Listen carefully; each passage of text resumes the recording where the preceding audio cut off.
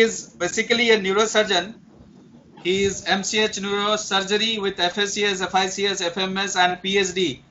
He is the director of Apollo Telemedicine Networking Foundation, director of Apollo Telehealth Services, past president of Telemedicine Society of India, past president of the Indian Society for Stereotactic and Functional Neurosurgery, former secretary and past president of Neurological Society of India and emeritus professor Tamil Nadu, Dr. MGR MG University. Formerly adjunct professor IIT Madras and Anna University of Madras. He has lot many laurels to his credit, but I know he is a man of perfection and he is man of punctuality. And I have heard him many times. He is very straightforward and he is the man behind all these telemedicine activities going on in India or in, you can say, through Apollo. So may I request you, sir, please take the floor or take the OT and sail through your brain throughout the 1 hour time you have. Thank you, sir. Thank you very much. Good morning, everybody. Check whether they can hear you.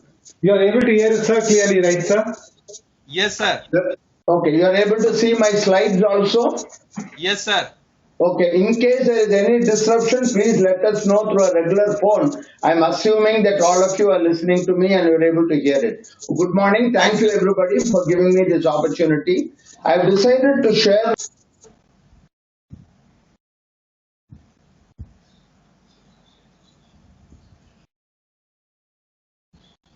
Second part will concentrate on telemedicine practice guidelines notified by the Government of India, Ministry of Health. And the third part will be on how telehealth can play a major component in the present COVID-19 situation. Now, what is telemedicine?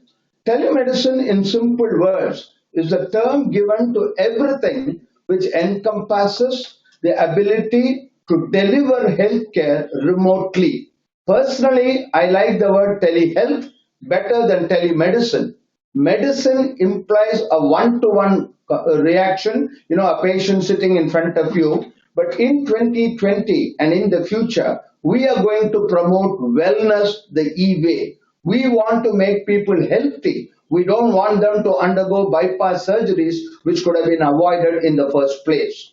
For a good telemedicine unit, you obviously require, I don't like the word patient, let's call him the beneficiary. And today the doctor is being replaced by the healthcare provider. Particularly in the future, we are going to have nurses, paramedics, physician assistants, and a various group of people. And it is not going to be a patient with a disease, but it is going to be a member of the community who we want to manage before he develops a disease. Now, you require customized hardware, you require customized software. Obviously, the single most important thing is connectivity.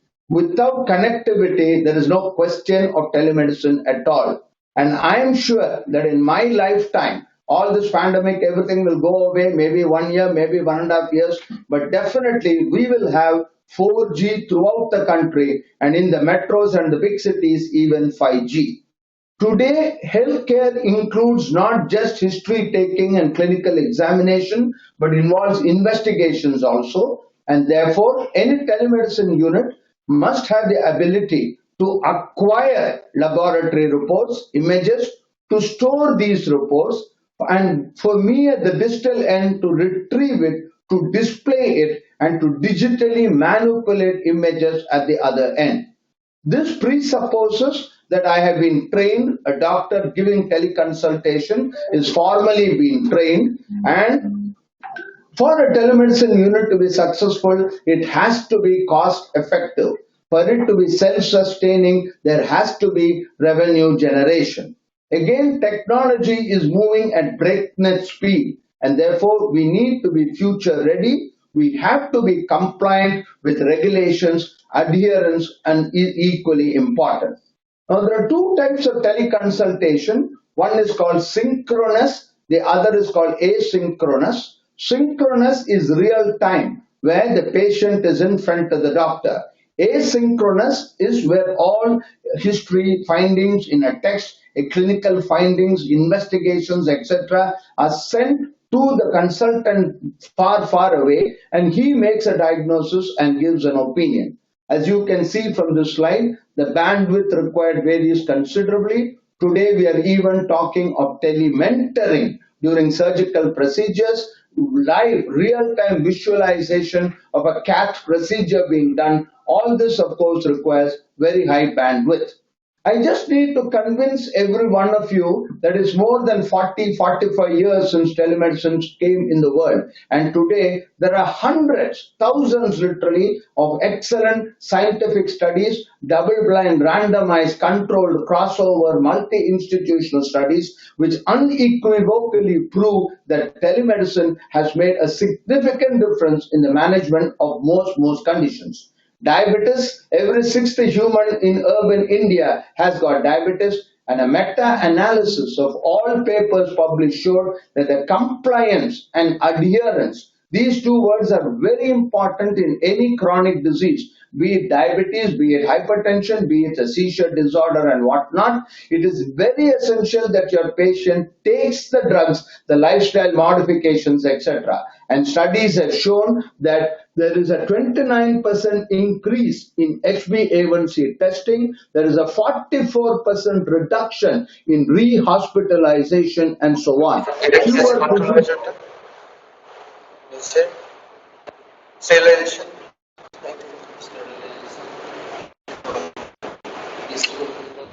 I request rest of the participants to switch off the mics, please. Realization. Yes, sir. Please continue. Yeah, I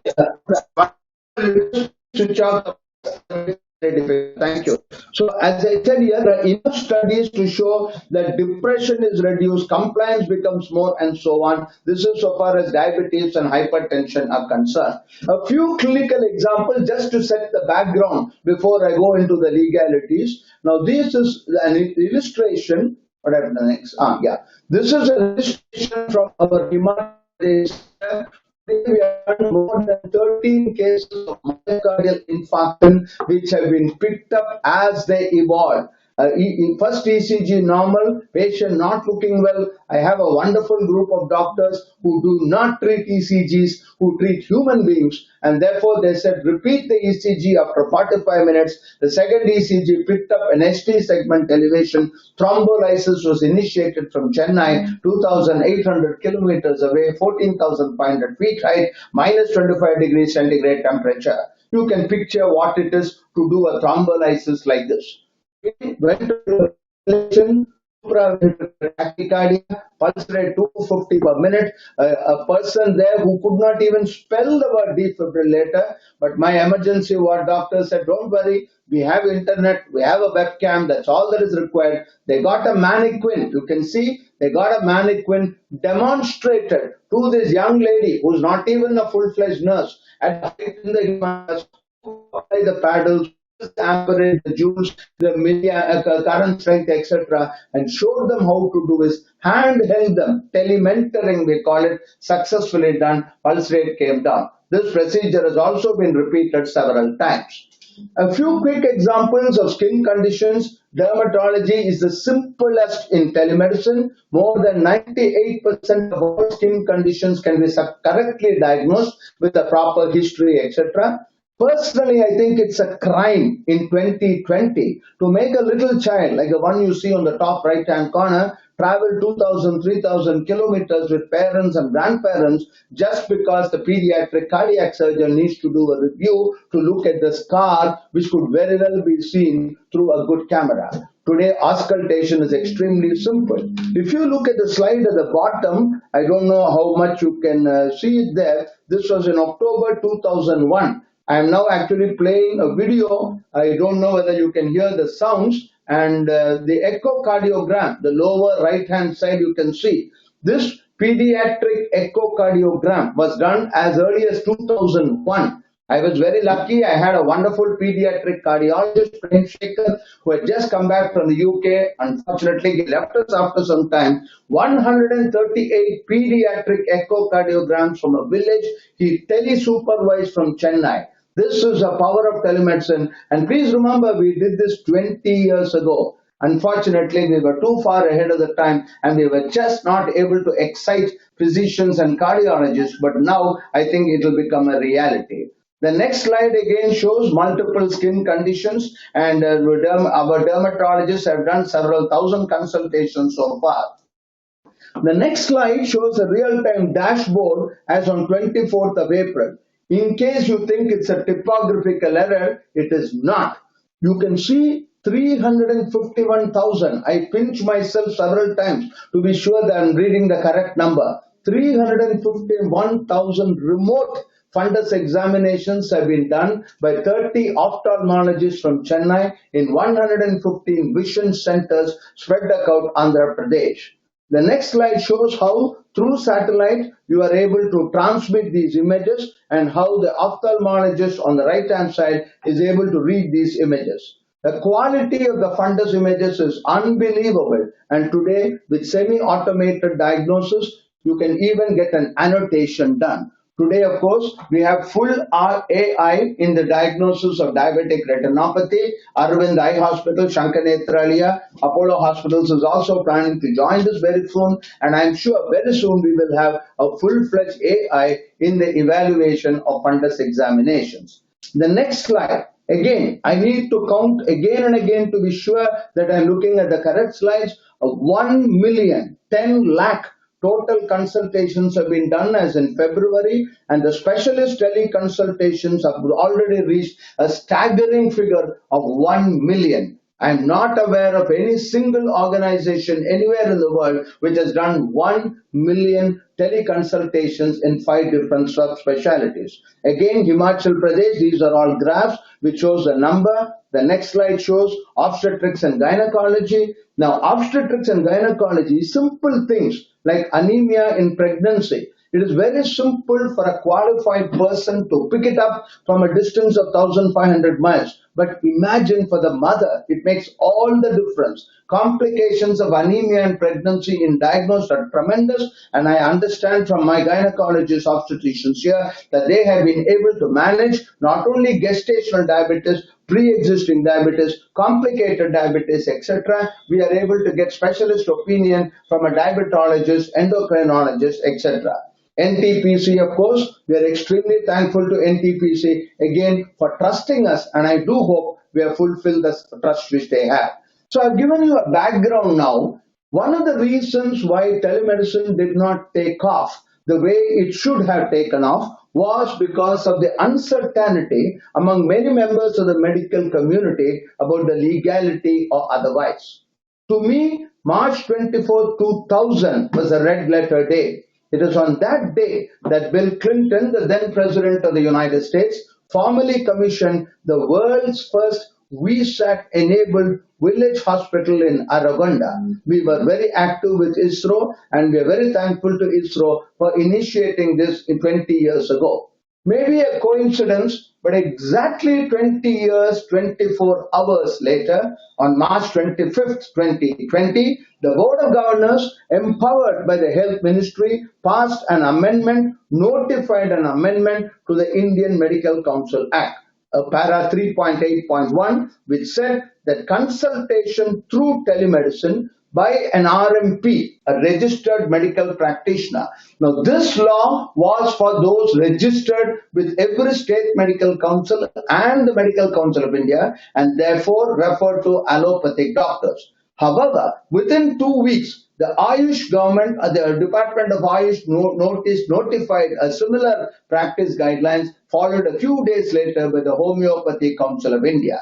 This is absolutely amazing. Today, ladies and gentlemen, every form of Ayush, Unani, Siddha, Ayurveda, Homeopathy, are entitled to practice telemedicine. Certainly, Indian government is extremely forward thinking. Now, the Board of Governors themselves are going to be superseded by the National Medical Commission very soon, maybe in a week or 2 weeks. But at the moment, it is the Board of Governors who have superseded the MCI. For the last 2 years, the Telemedicine Society of India, I was also a past president and I was also in the subcommittee which we formed. So thanks to the present office bearers who relentlessly pursued it with Niti Aayog primarily and also with MOH, Department of IT as well as Ministry of Law. This was under consideration of the BOG, but the coronavirus enhanced the whole thing, made it an absolute emergency, and that is how this was notified immediately. One good news, which I don't know whether I should call it good news, to reassure every single doctor who's listening to this communication is, my dear friends and colleagues, today the Epidemic Diseases Act of 1897 and the Disaster Management Act of 2005, modified in 2010, has been notified by every single state. Health, as you know, is a state subject, but every single state, including the Lakshadweep, Andaman and Nicobar Islands, anything which belongs to India, these two acts are working today. Now, as per this act, I want to read out what is exactly in section 4. Or other legal proceedings shall lie against any person for anything done or in good faith intended to be done under this act. Therefore, please be assured, so long as these two acts are there, you are totally protected, even if you are thinking of doing something, so long as it is in good faith. Please do not worry at all about an error in judgment. Please do not worry if it is a procedural lapse. We are not at all bothered. The only thing is the context is very important. You have to show, and every one of us, you cannot be a doctor unless none of us have mala fide interest. None of us deliberately want to cause some problem. Maybe at the worst it can be an error of judgment. So these two acts fully indemnify you from any action. Nobody can take any action against you, even if it is an error of judgment. Now, I don't want to spend too much time going into all the legalities, excepting to say that the usage by RMPs, I'll go to the next slide. Now, another interesting thing is that because of the pandemic, perhaps, every single medical council, state medical council, to the best of my knowledge, I request several slides. So I've just showed you samples of 6 state governments. Every state medical council has authorized the use of teleconsultation. The Karnataka Medical Council in 2018 sent a circular threatening the doctors in the state of Karnataka that they will be removed from the roles of the state medical council if any form of online teleconsultation was done. The TSI protested, but unfortunately this was not withdrawn, and this certainly caused a lot of doctors and other medical councils also to be very concerned about giving teleconsultation. In all fairness, the Karnataka Medical Council today have issued a press notice stating that the original one does not hold good and authorizing, licensing, encouraging doctors in Karnataka to use teleconsultation during the time of the pandemic. Now, a question which is often asked is related to the pandemic. There is no, a vehement no. This is being notified, and therefore it has got nothing to do with the pandemic. The pandemic only accelerated the process. Now, the next slide you can see very clearly, it is here to stay, as I mentioned. Now, I have done a comparative study of at least 10 to 12 countries, US, Malaysia, Abu Dhabi, and so on. And I can say with all the confidence that this, in my opinion, is the most doctor-friendly, patient-friendly guideline I have ever seen. Malaysia was the first country to pass a law as early as 1995, and they said that the doctor can be put in prison for 5 years if he violated the terms and conditions of the Act. Abu Dhabi, we in Apollo hospitals did try to provide teleconsultations to Abu Dhabi, but the rules are extremely stringent there. In Abu Dhabi, it is illegal for a citizen of Abu Dhabi to even attempt to get a teleconsultation with any doctor anywhere in the world, irrespective of your status, if you are not registered under the Abu Dhabi Health Authority. Of course, the present guidelines do not mention anything about the legality or otherwise of a doctor in India to give a consultation to a patient physically outside India, or even to consult a doctor outside India. It doesn't say it is illegal, it doesn't comment upon it, and our advice generally is we have already informed the Board of Governors, we have sent several from FAQs, we have been conducting several seminars, we have got a lot of feedback, and we have already informed the BOG. Hopefully, an amendment to the first practice guidelines will come soon. Now, one of the great things about these practice guidelines, one thing which makes it very clear, when a patient comes to a doctor for a consultation, we do not, even in a quaternary care corporate hospital like Apollo Hospital, we do not get a special consent form. It's what is called an implied consent. I do not have to get a consent form to put my hand on top of the patient's body to examine his abdomen, even to do a rectal examination or a vaginal examination. It's an implied consent. When I ask for a chest X-ray, a CT scan may be different. When I ask for a chest X-ray or even routine sample is run, I do not get a separate consent. Similarly, for a teleconsultation, when the consultation is initiated by the patient wants a teleconsultation, no separate e-consent or electronic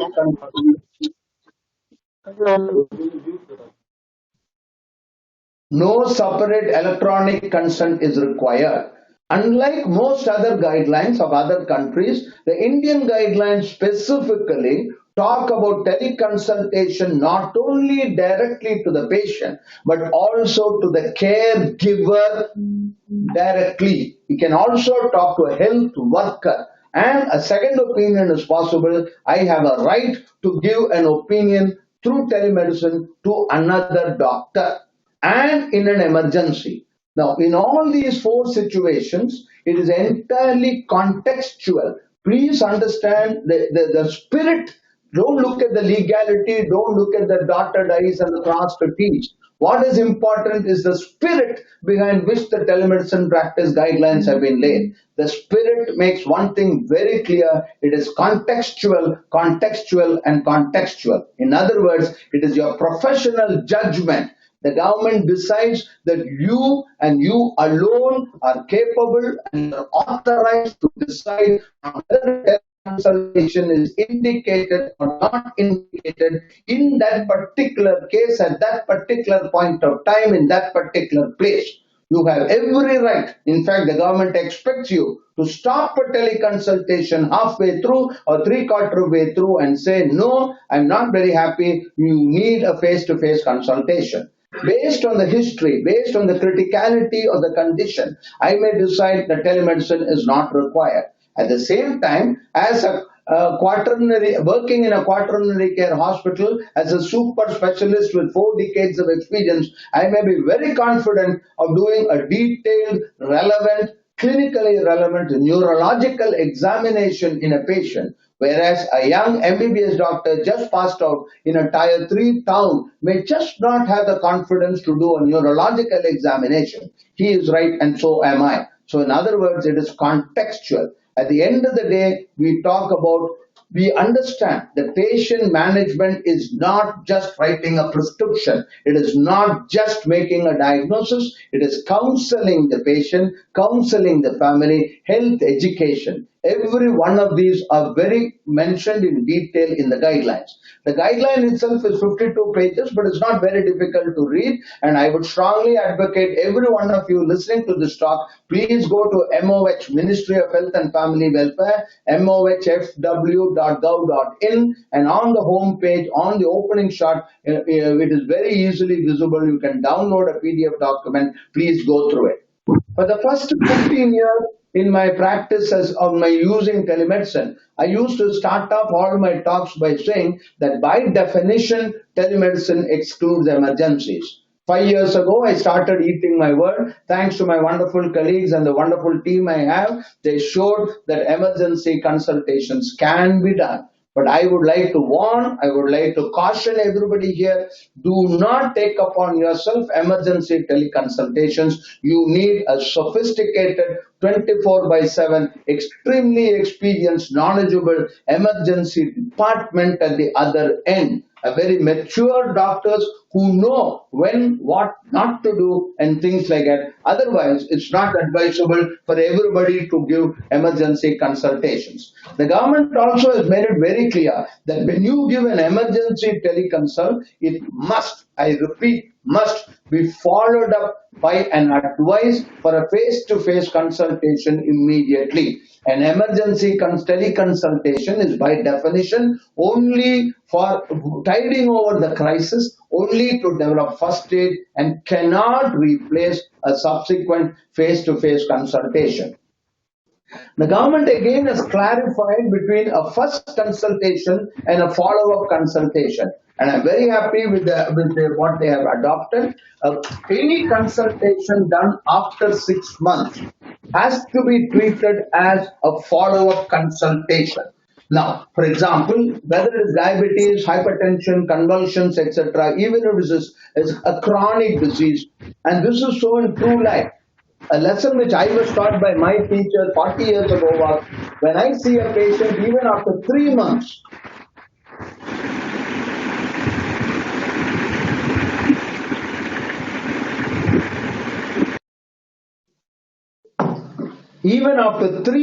it's always good clinical sense to treat the patient as if it's a new patient. Teleconsultation should not be given for a patient indefinitely for years and years without a physical evaluation. Of course, there are always exceptions to this. You can do a physical examination virtually and you're confident you can do it. You can always do it. But generally speaking, it is implied that a physical examination be done by some doctor, not necessarily by the teleconsultant. Again, as I mentioned earlier, now as an old-fashioned doctor, I may be very comfortable. I make a clinical diagnosis of a benign enlargement of the prostate in a 70-year-old male. I am not comfortable making this diagnosis without a rectal examination, and therefore I stop the teleconsult. On the other hand, a young doctor, absolutely familiar with pelvic ultrasounds, thinks that a pelvic ultrasound gives him as much or even more information than his finger touching the prostate. It certainly is his right, his decision to go ahead with the teleconsultation. So again and again, I wish to emphasize it is clinical judgment, and clinical judgment all the way.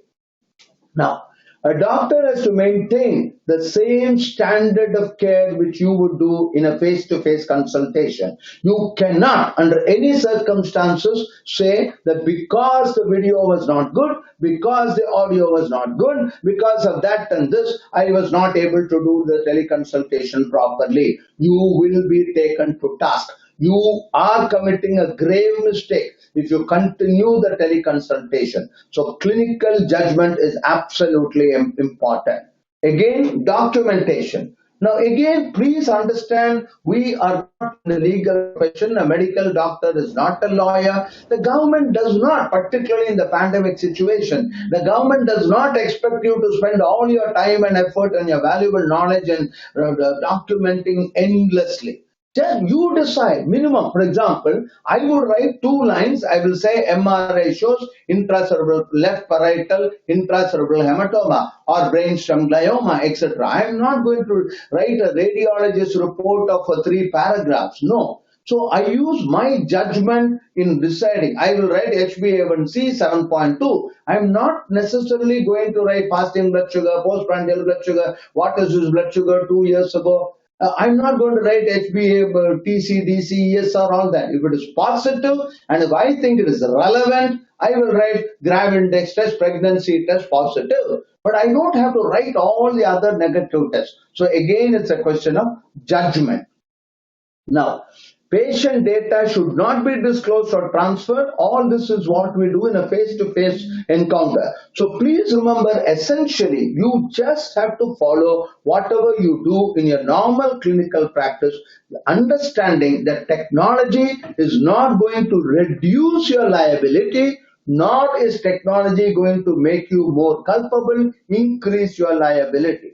Now, you give a prescription, you must have a copy of the prescription. This is so in a face-to-face encounter also, though none of us actually do it. We are all assuming, the government is all also assuming that hopefully in maybe 3 years, maybe 4 years, EMR will be mandatory, and more than mandatory, every doctor, I'm sure the medical students of today will be using EMR in their practice. Every single patient you see, if you have an approved EMR, all this becomes very simple and it is documented very, very quickly. I've just taken a few things which I think are important from the guidelines. These are actually snapshots of the guidelines themselves. I have not changed or edited. Now, identification of the RMP and the patient. This is actually very simple if you look at it. When you come to see me in my consulting room is in Apollo Main Hospital, you assume that the Apollo Hospital management is satisfied about my credentials, that I'm really what I say I am, that I really am a registered medical practitioner, that I really have a degree in neurosurgery, and I really am the person whom I claim to be. You have never seen me in your life before. You have come to see Dr. Ganapathy. You don't know who Dr. Ganapathy is. But because he's sitting in a room, you assume. Similarly, my secretary tells me appointment to see patient ABCD. Assume that my patient knows that this is patient ABCD, referred to me by Dr. X. In a teleconsultation, since this is not there, it is absolutely essential that both parties be satisfied, that I am satisfied that this is the patient. After all, what do? I look at a CT scan, I look at an MRI, CT says, CT report of ABCD, 38 years old. How do I know that the CT on which I have made a diagnosis of brain tumor of ABCD is really the ABCD who is in front of me on a screen? Therefore, please satisfy yourself. Either you directly do it, ask your staff to do it. In real practice, you don't expect a doctor to be spending his time doing all this. My telemedicine care administrator, facilitator will do this. If necessary, look at an Aadhaar card, a driving license, passport, what have you. Whatever it is, satisfy yourself. Now, the doctor is concerned. I've already requested our staff to do it. Hopefully, it will be in practice very soon. It is mandatory that on every screen, I'll show you in a minute, my name, my qualifications, my designation, my registration number are displayed on the screen, continuously displayed, so that the doctor knows with the photograph that I am really the person whom he's talking to. So, patient evaluation, type of consultation, and so on. I'm not going into all the details. Please go to the original practice guidelines. The mode of consultation, in fact, they've even mentioned that you can use WhatsApp, you can use video and chat platforms. They have also given the strengths, the limitations, advantages, disadvantages, etc. This particular document, mainly because of the present pandemic situation, they have even authorized Skype, Google Hangouts, FaceTime, etc. Though some people have raised objections that these are all private vendors and a government guideline should not really have mentioned this. So audio, VoIP and so on, patient identification and so on. As you can see here, FB, Messenger, email, fax recordings, SMS. Under the present circumstances, even again you use your judgment, you use your clinical wisdom. An SMS comes to you, if you are competent, if you are sure of where the SMS originated from, if you are confident that you can reply on an SMS, reply on an SMS. But again, take precautions. Please ensure that you store all this. And that is why it is very essential that we very soon migrate to a personal health record so that storage becomes easy. Prescriptions, it's impossible for me in a talk like this to talk in detail about prescriptions. Please go through the original practice guidelines. Basically speaking, don't worry about the encrypted digital signature, which is what is recommended.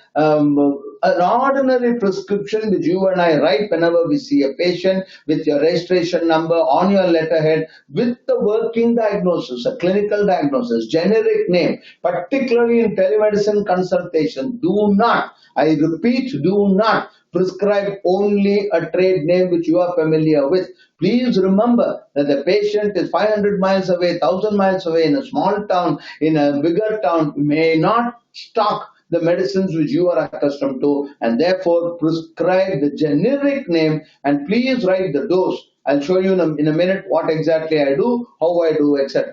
Now, again, there are different list O over the table counter. Now, these are also being changed very rapidly, and I must compliment the Ministry of Health that they listened to one of the observations we made. We were very lucky. We got a letter from the Association of Psychiatrists, and the psychiatrists pointed out that mental health problems during the pandemic has exponentially increased by 2x, 3x, and therefore they must be allowed to give some prescriptions. Government has accepted it. Of course, they have put several riders, but even this is dynamic. This is not static. So every 10 days this will change. Please do look at the prescription counter.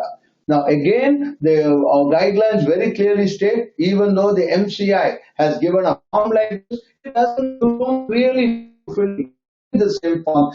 Just mention the working diagnosis. That is all that is important. Now, who can practice telemedicine? Until March 24th, 2023, any registered medical practitioner can practice telemedicine. However, 3 years from the date of notification, that is 2023, you cannot practice telemedicine unless you provide evidence that you have satisfactorily completed an online course which will be notified by the government in due course. It is expected that the Telemedicine Society of India will be asked to design and develop this course. So we have already started work on it. Hopefully in a few months it will be ready, a self-assessment program. In the meantime, and I request every one of you, I entreat every one of you, I beseech every one of you, please spend 2.5 to 3 hours of your India has the Chairman Board of Governors rather has requested TSI to conduct an orientation sensitization program. Now this is pro bono, totally free. So we have literally begged everybody somehow with volunteers. 140 volunteers came, they gave their effort and time. We are just finishing or rather completing a pilot project, proof of concept validation. About 2,500 doctors have taken this online orientation course so far. And please visit the website TSI, Telemedicine Society of India.org.in, and details will be given there. An important lacuna of the present guidelines is the exclusion of a major technical part while the government has dealt with in great detail about what a doctor should do and should not do, they have not touched upon at all about the platform which we use, about data management systems, interoperability, who is responsible in case a virus comes and gets into the data, file gets corrupted, who is responsible, etc. They have mentioned in passing that the platform provider is fully responsible in case any record gets corrupted for security, privacy, encryption of the highest order, etc. It's a platform provider, but then details have yet to be announced. I'm sure in a couple of months this will be looked into. An interesting point which they have mentioned, it is illegal as of today. Again, we are going to request them to change this also, to use remote technology to conduct any surgical or invasive procedure remotely. For example, in 2018 end or 19 beginning, invasive cardiologist in Gujarat did a remote robotic angioplasty stenting he did.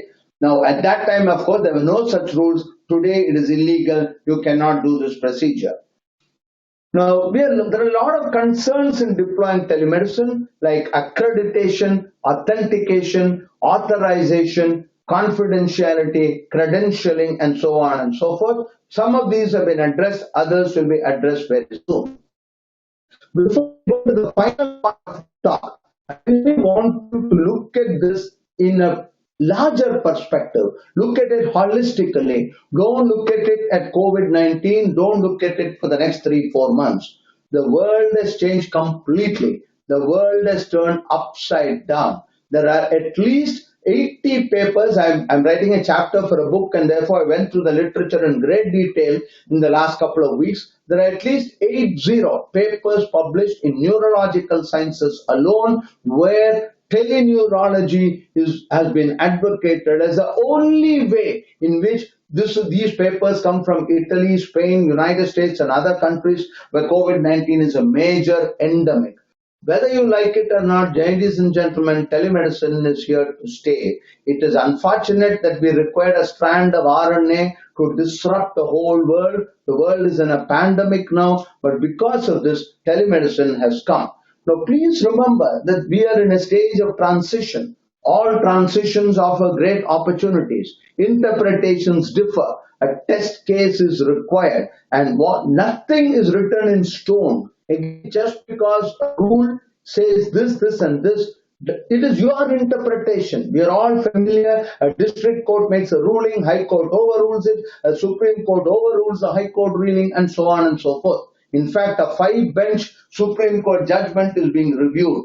Therefore, don't worry at all about all these practice guidelines. Do what you think best. Do what is good faith. As you do something good faith, so long as you do it in the interest of the patient, your opinion and your opinion alone is what is going to suffice. We are again very happy that the government is very quickly responding. They have already issued a modification. Frequently asked questions have already been come. I'll just now go to the last part of my talk. I know maybe time is I am exceeding my time, but I think this is very important. TCS, one of the world's most respected companies, every one of us know. TCS has announced that in just 5 years from now, 75% of its employees are going to permanently work from home. My son-in-law works in Adobe. Adobe again is one of the world's leading companies. He works in India and supposedly in Bangalore. They've issued a notification to all their employees that till further notice, you will continue to work from home. This is similar notices have been issued by certain divisions of Tech Mahindra, etc., etc. Government of India themselves have notified July 31st, August with IT companies. This is going to be the work from home culture, whether you like it or not, is going to be present far, far after COVID-19 becomes less acute possible as we have today. Why can't a doctor work from home? Obviously, we'll have to fit in with the environment. We'll have to do what is required. I have borrowed these slides, but I'm sure in a few weeks or a few months at the latest, this is how a doctor in India is going to be. The top right-hand side is a doctor in Italy. This is how he is looking at patients right now. It looks more like a NASA Space Control Center, but this is what is going to happen. I used to show this slide in several of my talks for very many years. Are we ready for a hospital which has no rhetorical, but I think we are getting ready, and I'm sure that very soon we will have hospitals where only acute trauma, bypass surgery, and conditions like that are going to happen. A doctor in your pocket, a hospital in your pocket, everything in your pocket. This is what is going to be the future. I had written this article about 12 years ago, I think, in the Hindu. Today I will remove the word doctor and I'll put it a hospital in your pocket.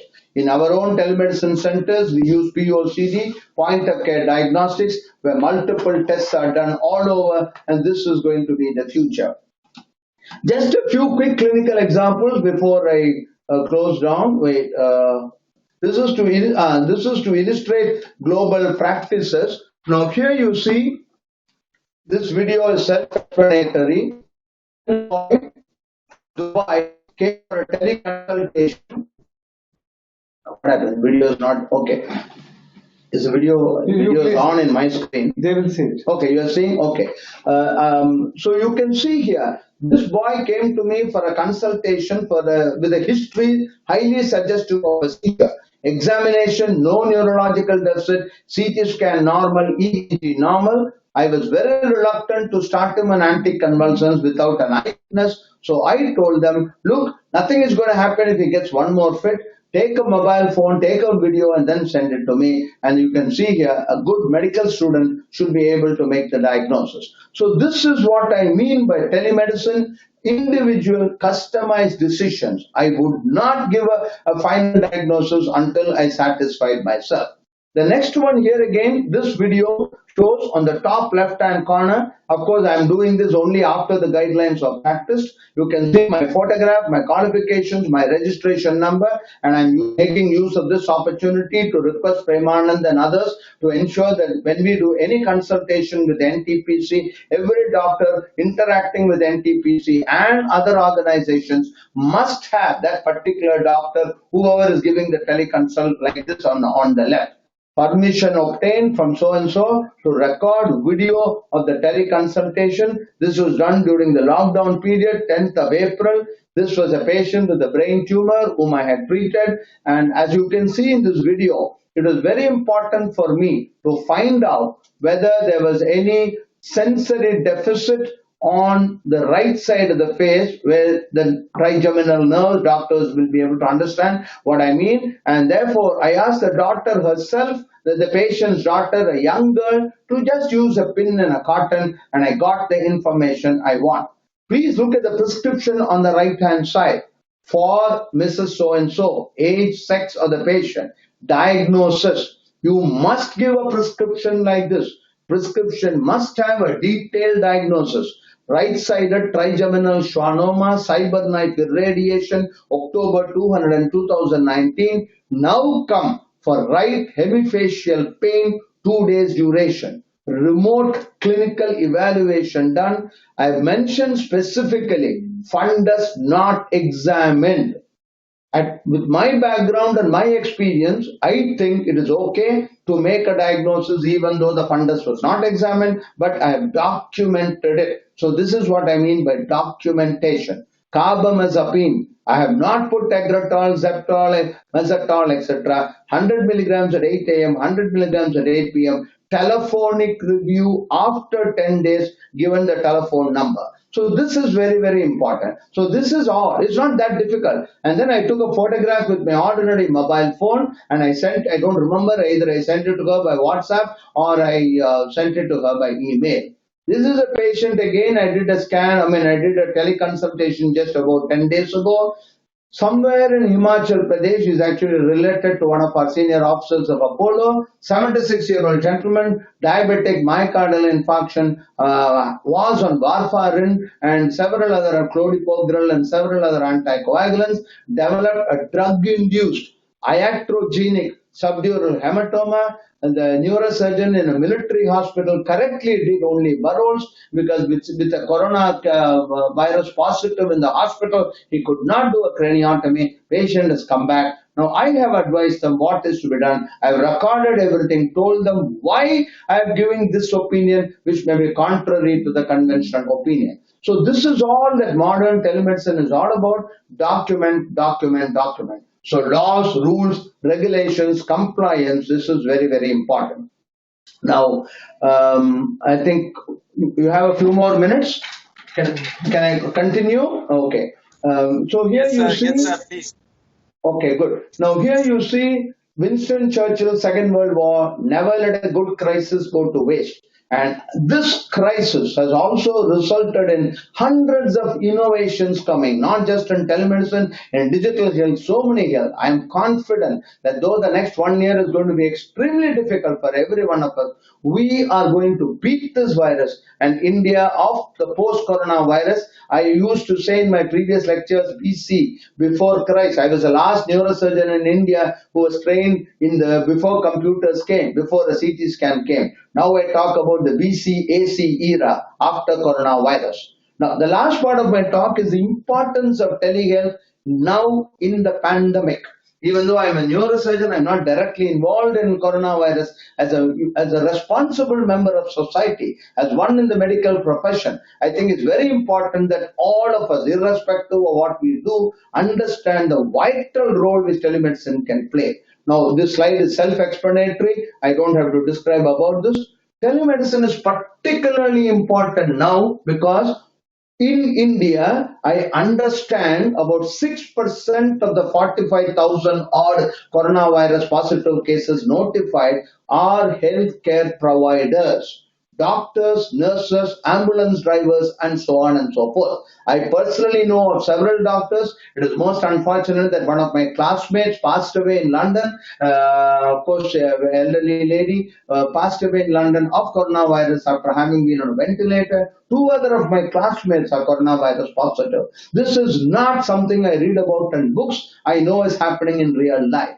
Now, it is vital, absolutely important that over the next 6 weeks, when the pandemic is still expected to increase, that healthcare institutions are not closed. It will be a tragedy if hospitals are closed because of coronavirus, and therefore I implore every one of you to ensure that you give a virtual consultation to 95% of those who are even suspected, who even want advice. The other thing which we seldom think about is, and I again know this practically with my juniors and classmates, I know them, even if a doctor is quarantined, he is mentally and physically in top form. And all that he requires is an internet connection, and a quarantine doctor can screen 100 to 125 patients remotely over a period of 8 to 10 hours. Therefore, telemedicine is particularly important now. Every single state, I mean, may not be every single state, 197 countries have already been, why is that not moving? That should be, okay. Okay, 197 countries have notified coronavirus positive. Most of the big countries, governments have officially endorsed telemedicine. The Prime Minister of India has mentioned telemedicine on every single speech he gives to the nation. Trump, when he first allotted $4.8 billion, set apart $500 million exclusively for telemedicine. World Health Organization, the Center for Disease Control, you name it, European Union, everybody is now advocating telemedicine. In India, the media is full of articles. I myself have contributed some of them, increasing awareness, and doctors have come up by the hundreds to offer teleconsultation, free teleconsultation all over India. I am obviously a member of several WhatsApp groups, and no exaggeration, I get at least 2 to 3 every day for the last 6 weeks like this. I've just taken photographs of few of them, free video consult, and appeals from chief ministers of states saying, please join the thing to give free telephone consultations. Everybody now is talking of telemedicine. So why not? Now, the important point to realize is telemedicine is not for COVID-19 alone. Nothing prevents me from getting an acute appendicitis. Nothing prevents me from getting a convulsion, from a chest pain and whatnot. And I find it difficult in a lockdown period to physically come to the hospital several miles away. And doctors also, I run the risk of infecting doctors and vice versa.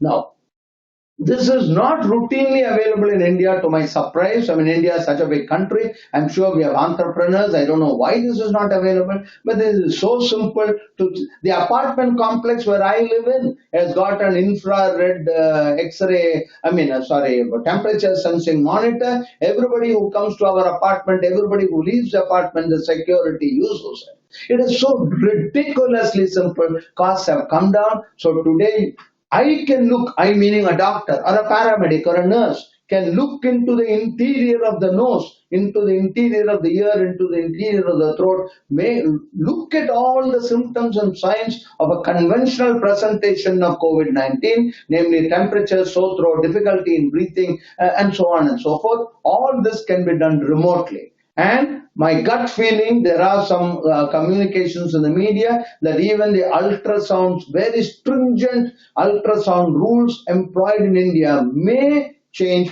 The government may look at it again, understanding that under the new circumstances, it is more important that we allow ultrasounds to be done all over the country rather than deny person the use of an ultrasound because it's diagnosis. Bluetooth-enabled oximeters, you name it, every single tool today can be telemedicine enabled and one can look at the distance.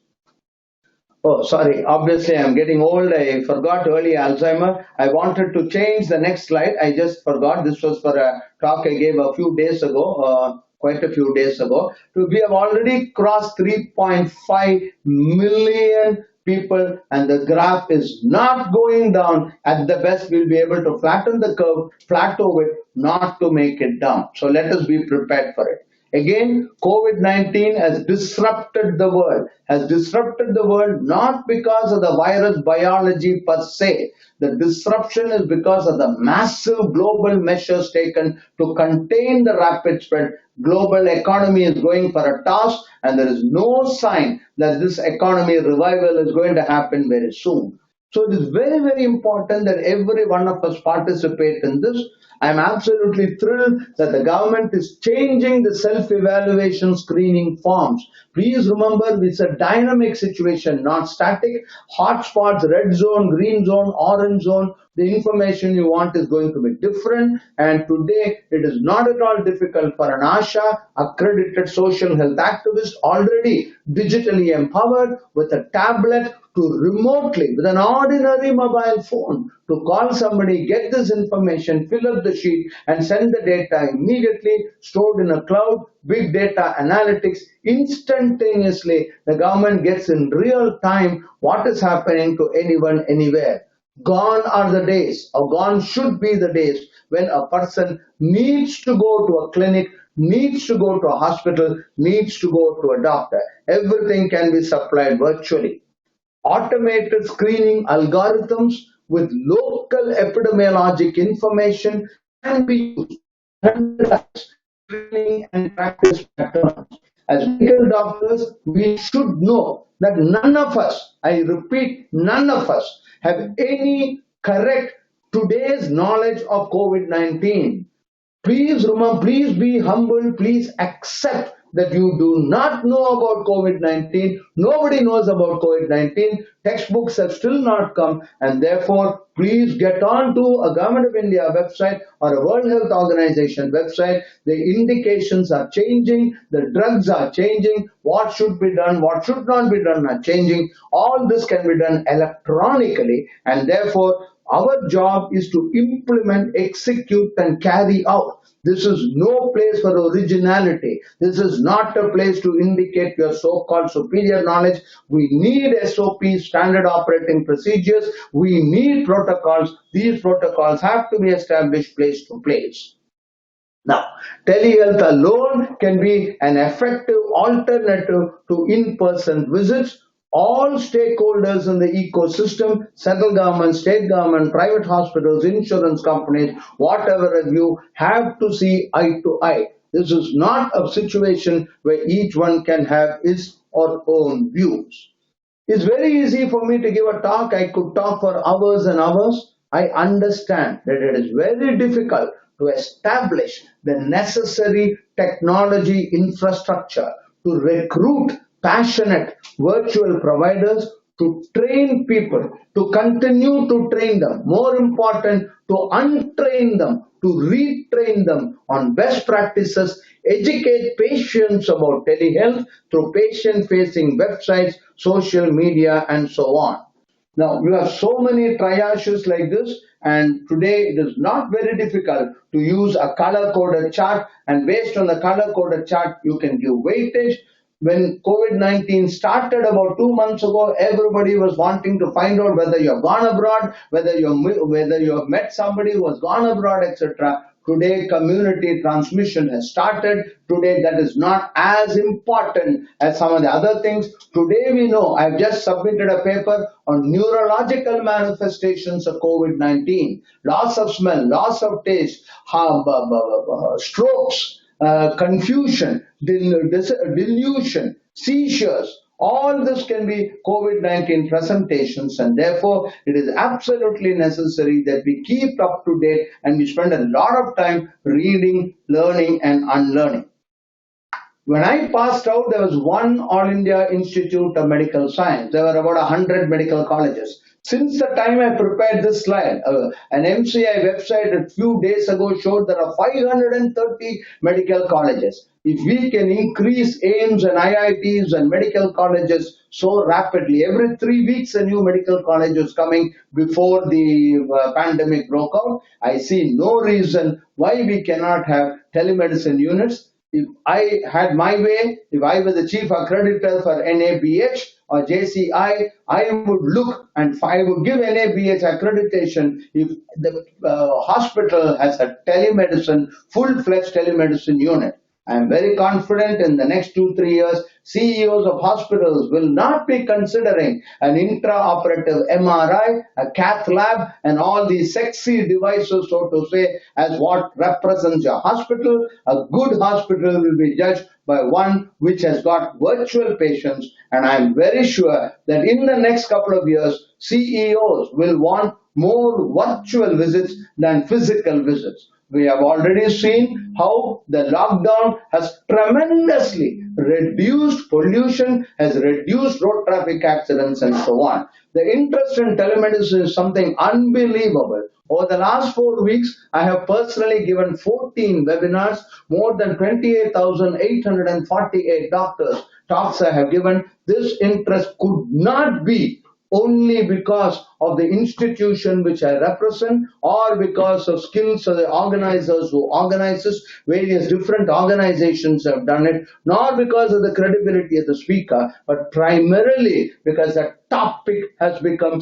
of interest to everybody. I would have never thought that 12,824 physicians and cardiologists, I have their names and addresses of every one of these who attended a webinar, would spend 2 hours listening to a talk on telemedicine. The world has changed, and I don't think the world is going to change back. And I couldn't fit all my webinars in one slide, so I have made 2 slides, and this is the second slide. It goes on and on like this. So in conclusion, I would just like to once again appeal to you to please consider spending 3 hours of your time. Do enroll yourself for this introductory sensitization program.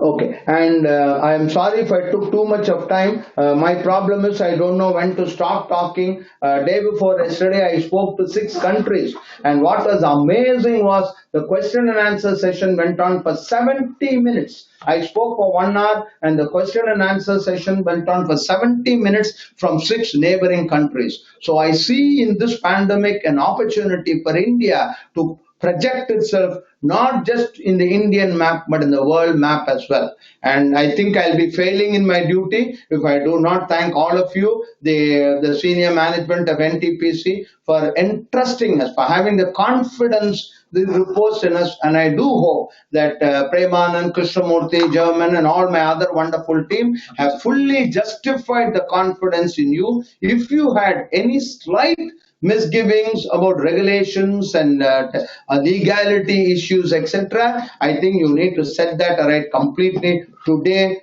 telemedicine is here to stay, and we will be very happy to continue to work with you. In fact, before I forget, if there are sufficient numbers, if you can get maybe 100, 150 people, I will even request the Telemedicine Society of India to organize a special session, a special program exclusively for you. This can be, at the moment we do it on Saturdays and Sundays, 11 to 1 and 3 to 5. If there are enough now, there are about 250 attend per session. The government of India has asked us to cover 500,000 doctors. There's no way we can do it, but I would be happy to explore the possibility of a special session for you. And Mr. Abhijit, I don't see you on the screen. Thank you very much. I do know I have given enough talks. It is very easy for somebody to talk, especially for somebody like me who just talks. I know how difficult it is, A, to listen, and B, to get together all these people together. Thank you, Abhijit, for initiating this program. Before I conclude, I would like Premanand to mention a few words about what actually is happening in NTPC for my knowledge also. Thank you, Doctor. In NTPC, as you know, it's one of the first tele-emergency and a super specialty telemedicine program in the PSU sector in the country. And the phenomenal amount of people have been served and doctor-patient connects have happened. It has built a lot of trust in the community.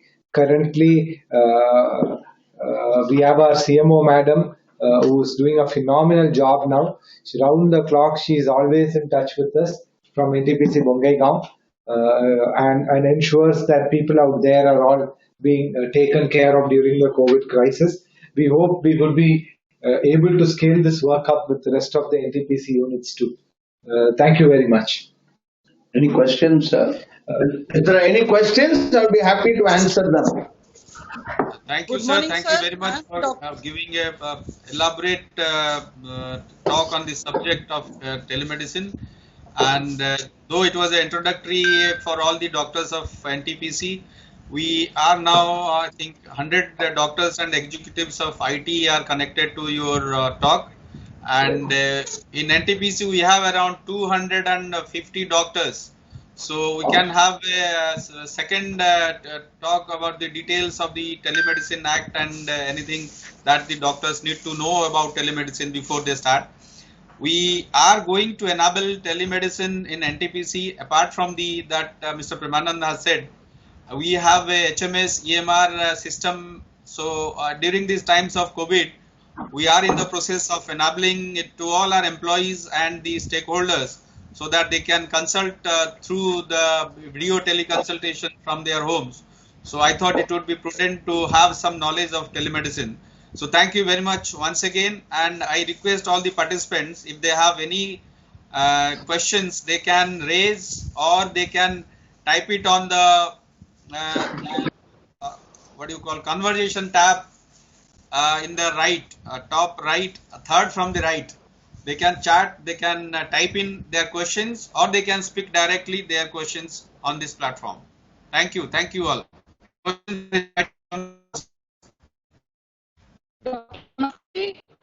morning, sir.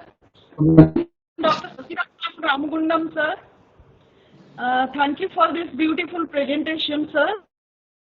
A small question regarding teleconsultation. Any rules we have differently for the overseas patient? And regarding your fees, sir, regarding your fees, suppose I am a teleconsultant, can I have a different fees for the teleconsultation for a overseas patient and for a nationalized patient?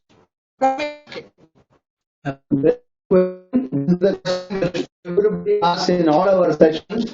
Unfortunately or fortunately, the telemedicine practice guidelines, a 53-page document, does not deal with this at all.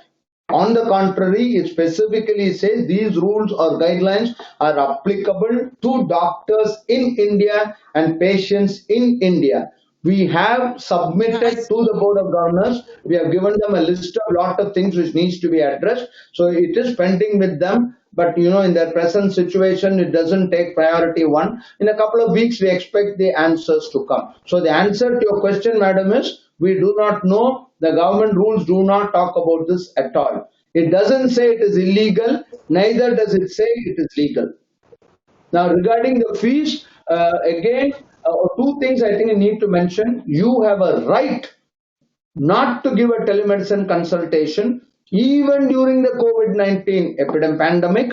Now, nobody can force you to give a teleconsultation. One. Two, when you give a teleconsultation is entirely your prerogative. So even if you're giving a free teleconsultation, you can say, I'll be available between 3 p.m., 5 p.m., Monday, Wednesday, Friday, whatever it is. So that again is your prerogative. So far as the fees is concerned, the 53-page document very clearly says you can charge fees. You need to give a receipt. It also mentions how you give the receipt, what form you are taking the money. I mean, is it a bank transfer? Is it a credit card? Is it a Paytm? Is it a Google Pay or whatever it is? There are so many methods of digital transaction. That's entirely your prerogative. It is suggested. The word used is suggested it is suggested that the fees should be the same as that you levy for a face-to-face consultation. Whatever is your fees in a face-to-face consultation. So you need to have prior appointment also?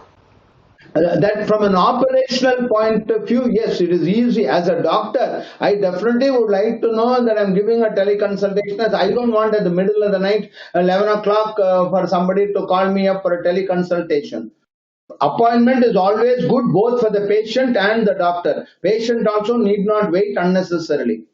I would strongly recommend appointments pre-scheduled. If it is an emergency, of course, the consultation should ideally be done with an emergency department. Thank you, sir. I have one question in the chat box from Dr. Srivastav, Raghuvan Srivastav. The question is, what if the broadband width fails while you are in the case? What is the broadband? If the broadband or network fails during a consultation.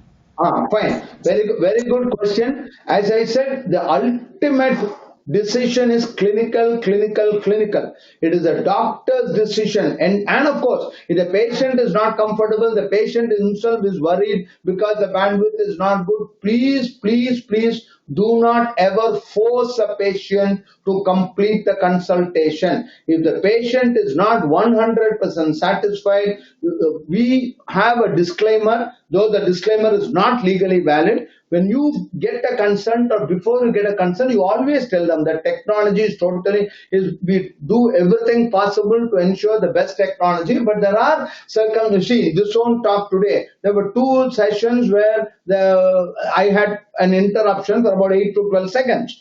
Now, my judgment that this 12-second interruption does not matter, and therefore we continue. So it is your decision. If the doctor thinks that the audio video clarity was not good, that he cannot wait for, normally I would wait, however impatient I am, I would wait for 1, 2, 3, 4, 5 minutes, hoping that the connectivity would be restored. But if the connectivity is not restored in a reasonable amount of time, what I consider reasonable, the teleconsultation called off. Never complete consultation unless you and you alone are totally satisfied with the quality of the audio video. A. B. That you have got all the information required to make a working diagnosis. Now, this is highly subjective. It is not objective. Now, a cardiac surgeon may want to listen to an echocardiogram in great detail. He may want to know how much is the stenosis of the mitral valve in a teleconsultation to decide on whether a valvotomy is required or not. I, being a non-specialist, I am not too much worried about that. I mean, I only want to know the patient has got a cardiac problem or not. So I will proceed with the teleconsultation and say, okay, you have a cardiac problem, I will get a cardiologist to see you. And I will go ahead with the teleconsultation. But the cardiologist may not.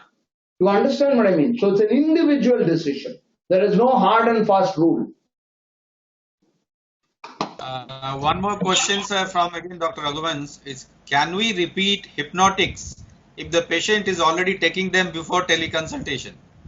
Yes, a good question. This has been specifically addressed, but here again, it is implied and understood that you and you alone decide.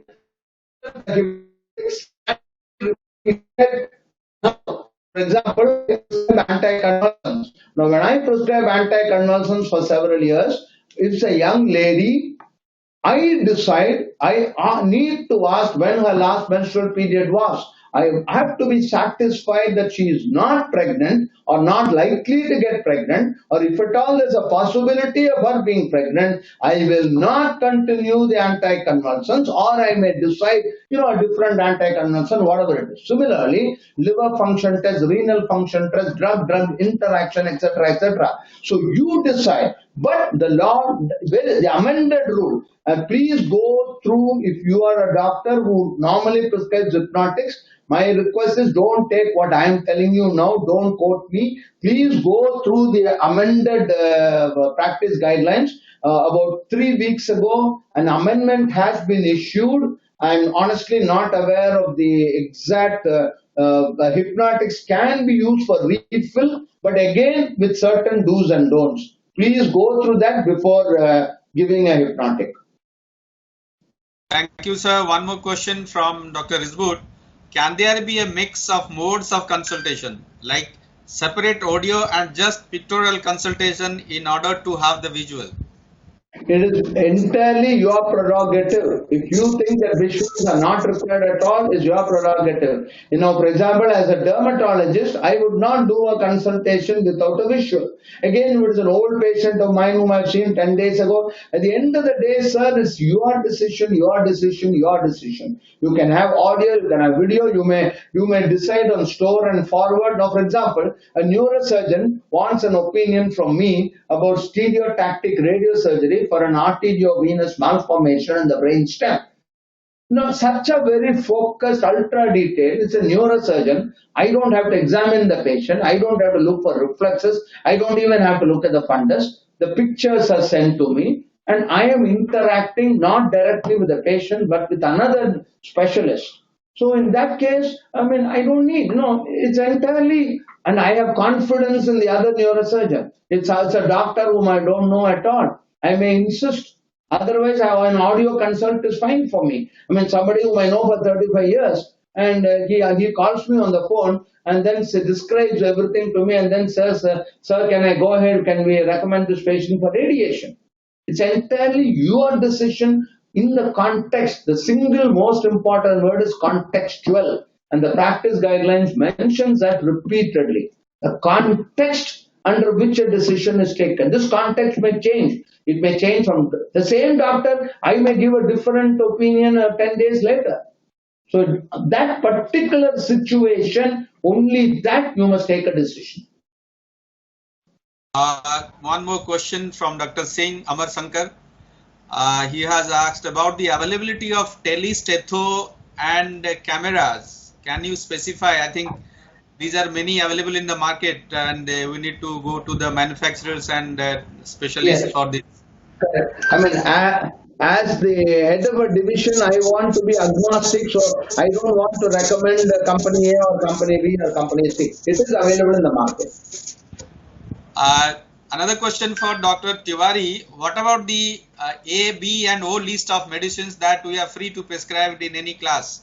Are you free to prescribe medicines of any class or we need to stick to the A, B and O classification?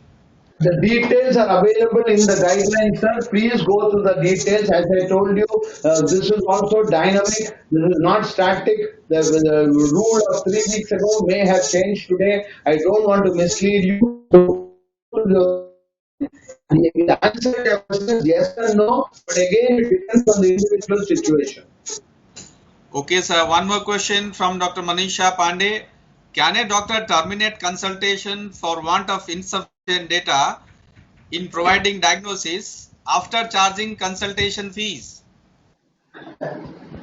Very good question. I have not been asked this question. Again, this is a new question in 2020. I belong to the old generation. I realize now that I really am the Jurassic Park era. Doctors in the 20th century would not charge a consultation fee till the consultation is over. Now, again, it's a very good question, excellent question. But one thing I would insist upon or very strongly recommend is do not feel obliged to give a wrong diagnosis or an incomplete diagnosis or an unsatisfactory diagnosis just because you have taken the consultation fee. That is absolutely wrong. Entirely your prerogative, your sense of morality, your sense of ethics. You decide. There are no rules for this. This is an individual. It's not a legal question. It's a moral, ethical question. Excellent question. I would never have thought about it. I've never had faced this situation in my life at all so far. There have been several situations where our diagnosis has been incomplete. So I certainly charge my fees. For example, there may be situations where I want a second opinion because the patient also has had a myocardial infarction 6 weeks ago. So I need a cardiologist's opinion to certify whether I can proceed with management or not. That doesn't mean so the diagnosis is not complete at one stage. That's a second consultation. It's a different consultation. They're two separate transactions. So I really don't see anything wrong in your not taking the fees because your diagnosis was incomplete. However, if your diagnosis was incomplete because of the tele component, meaning the audio failed, the video failed, I think morally, ethically, you do not. I think it is wrong on the part of the patient, and I don't think a patient will ask you to refund the fees. What I would do is, and this has happened to me several times, what I would do is, sorry, technology is bad, I'm not able to correct it now, we will see you again tomorrow, day after tomorrow, whatever it is, and at that time, please don't charge a second time because it's a second consultation. It's again a question of ethics, morals, and he will go around telling everybody, oh, that doctor is terrible. He charged me a second time without completing the first time. So that I think is wrong. Thank you, sir. One more question is, how many times one can provide consultation for the same problem to one patient? Very good question, excellent question. Again, depends on the patient, depends on the problem, depends on the doctor. The only thing with the practice guidelines I've mentioned is 6 months is the outer limit.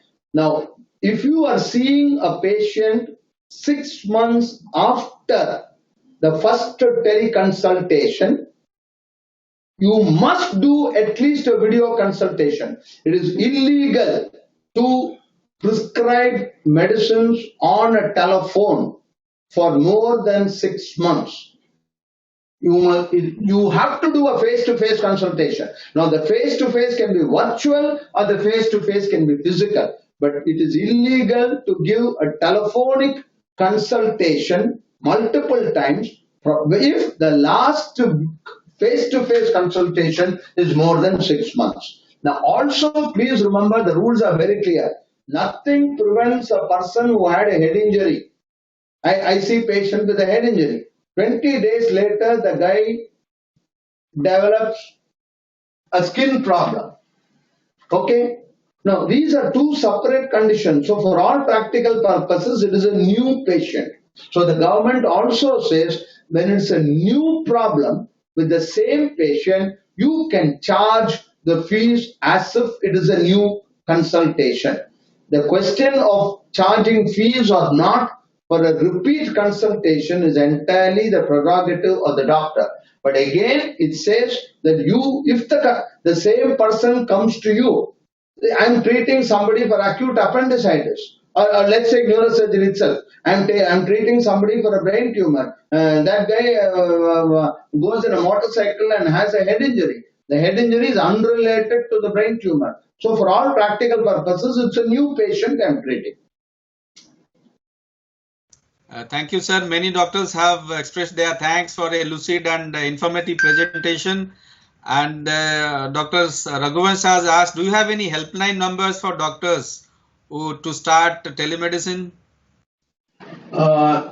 We require companies like NTPC to sponsor Telemedicine Society of India, all this. See, our main problem now is getting funds, sir. So hopefully, if this movement grows, if this becomes a movement, first thing, sir, which I'm requesting you now, this is something very simple, which you can do right now in 2 minutes. Please, I would like NTPC to become an corporate member of Telemedicine Society of India. A simple thing like this will go a long way in promoting telemedicine in this country. You are a very big company. Telemedicine Society of India is a fully non-profit professional body, just like Association of Physicians of India or IMA or whatever it is. So if you could please, I will send you the details. Please become a corporate member. You are then entitled to nominate several members, etc., etc. And we would like the medical division of NTPC to get involved, help us with administrative issues, with industrial issues, etc., etc.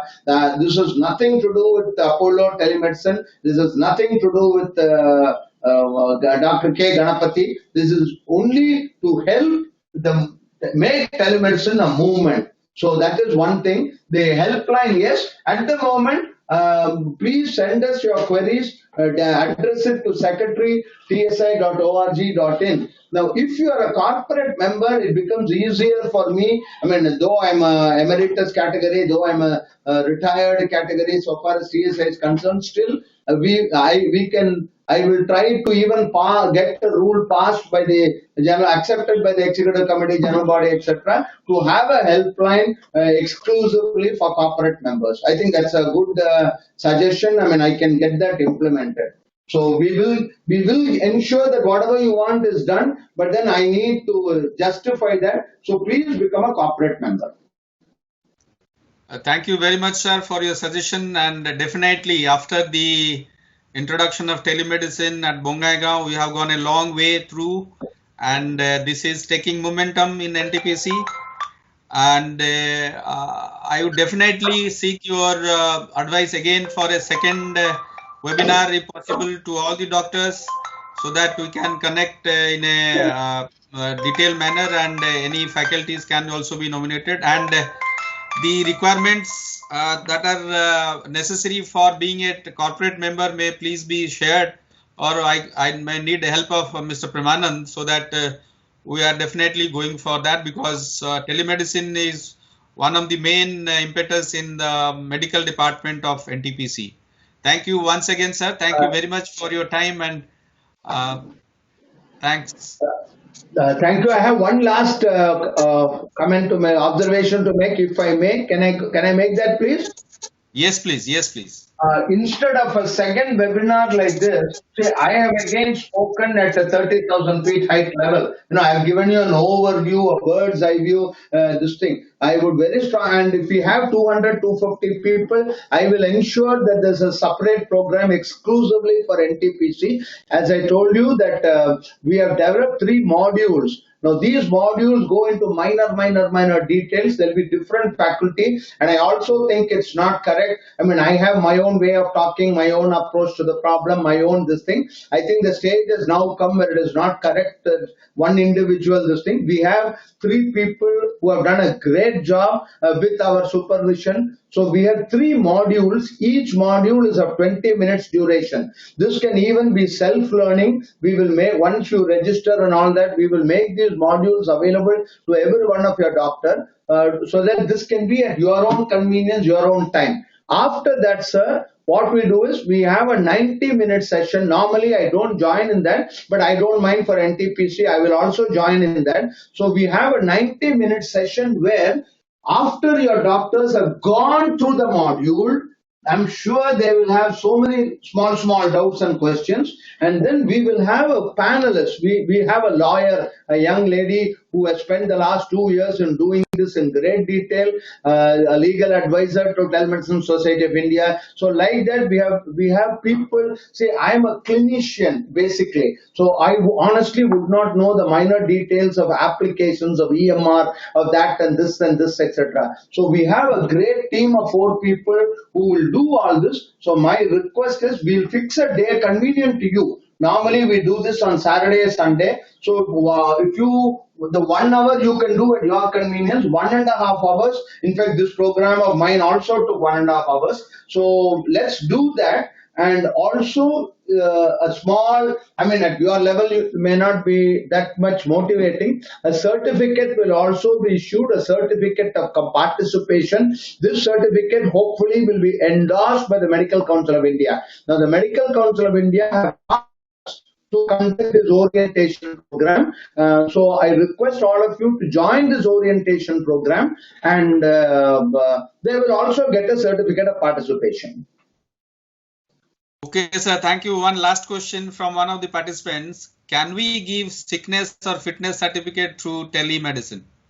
Excellent question. You must be bored with my answer, the same answer for the last half an hour. Again, your prerogative, your decision. There's no law which says you cannot give.